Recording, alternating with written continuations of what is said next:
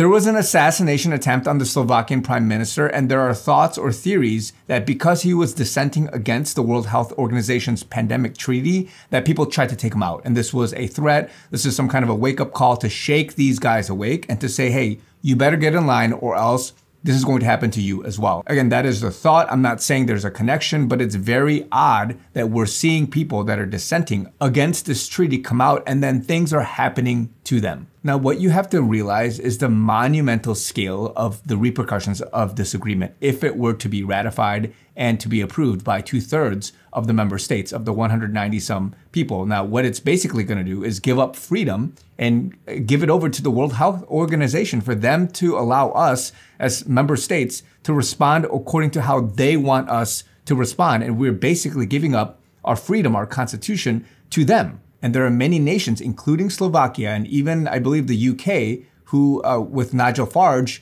has recently written a piece on the Telegraph talking about why they need to stop this treaty and take back control from the WHO. Because if you do that, then countries are not going to allow stockpiling of medicines, vaccines, health equipment, and give it to the WHO. Now, this is not a pro-vaccine or a anti-vaccine thing. It's basically about control. And that this agreement, according to the WHO Director General, would drive 3 new benefits: driving a more equitable global response, helping safeguard national health systems, and enhancing cooperation among member states during pandemics. And it sounds good. It sounds great. But I've said before that if at any point into the end times, when you centralize something in a fallen world with evil people and this whole populist movement against the elites and all that stuff, if you centralize it and you give it that power over to the wrong people, it's going to then lead to the wrong people taking the power and then eventually the Antichrist taking over them. And then they're going to do whatever they want to do because they're not led by the Holy Spirit. They're not led by God. Now, if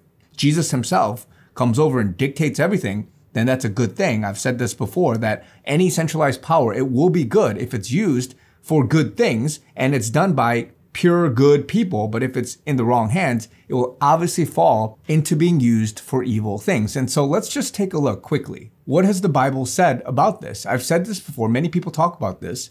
But if you read the Bible, especially in Revelation, talking about the Greek word pharmakeia, this is where a lot of people reference that in the end times, Revelation chapter 18, verse 23, about the sorceries that will happen in the end times. And the light, verse 23, and the light of a candle shall shine no more at all in thee, and the voice of the bridegroom and of the bride shall be heard no more at all in thee. For thy merchants were the great men of the earth, for by thy sorceries were all nations deceived. And now I'm not going to get into a eschatology study here, but if you've done any amount of study, whether you believe in, the Babylon and what is what, which characters are what, what's very clear is that this word in the Greek version of the Bible is that it is talking about pharmakeia, for which it refers to the use of medicine, drugs, spells, or poisoning. So however that is looked, we are obviously skeptical. More and more people are skeptical about this whole movement, starting with Rockefeller and all of this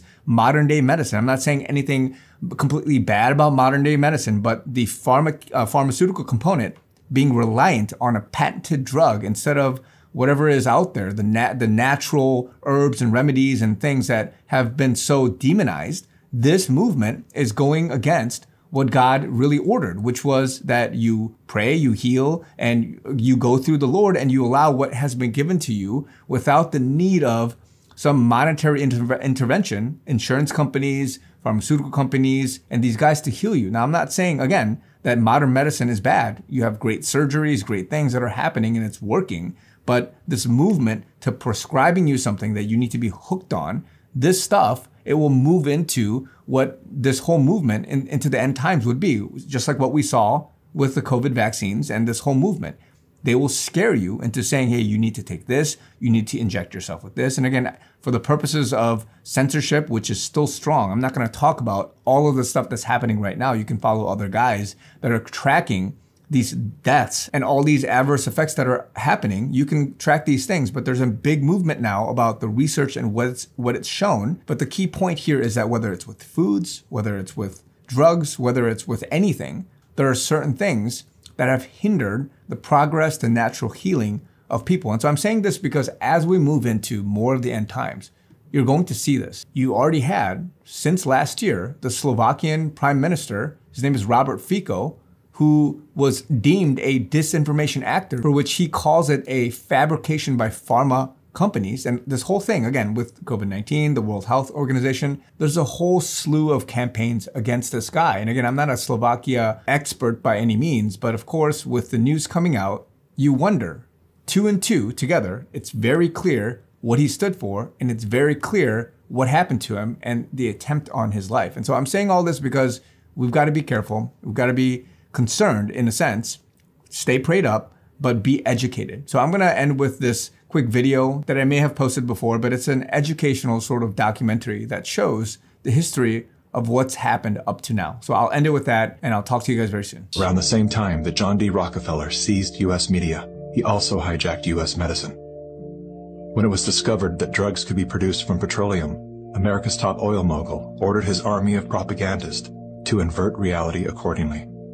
Medicines used for thousands of years were suddenly classified as alternative, while the new, petroleum-based, highly addictive, and patentable drugs were declared the gold standard. After buying a German pharmaceutical company that manufactured chemicals of war for Adolf Hitler, Rockefeller leveraged his political influence by pressing Congress to declare natural healing modalities unscientific quackery. Rockefeller then took control of the American Medical Association and began offering massive grants to top medical schools under the mandate that only his approved curriculum be taught. Any mention of the healing powers of herbs, plants, and diet was erased from most medical textbooks. Doctors and professors who objected to Rockefeller's plan were crucified by the media, removed from the AMA, and stripped of their license to teach and practice medicine. Those who dared to speak out were arrested and jailed. When evidence began to emerge that petroleum-based medicines were causing cancer, Mr. Rockefeller founded the American Cancer Society, through which he suppressed that information. John D. Rockefeller is duly credited as the founder of the pharmaceutical industry, and the reason that medical error is currently the third leading cause of death in America. This is not an indictment against doctors. More than anyone, they are under the stranglehold of the single largest lobbying power in Washington. Every year, the pharmaceutical industry spends at least twice the amount as big oil to influence laws, policies, and public perception. Thanks to Mr. Rockefeller, the architect of American monopolies, no industry has more power over our lives than Big Pharma.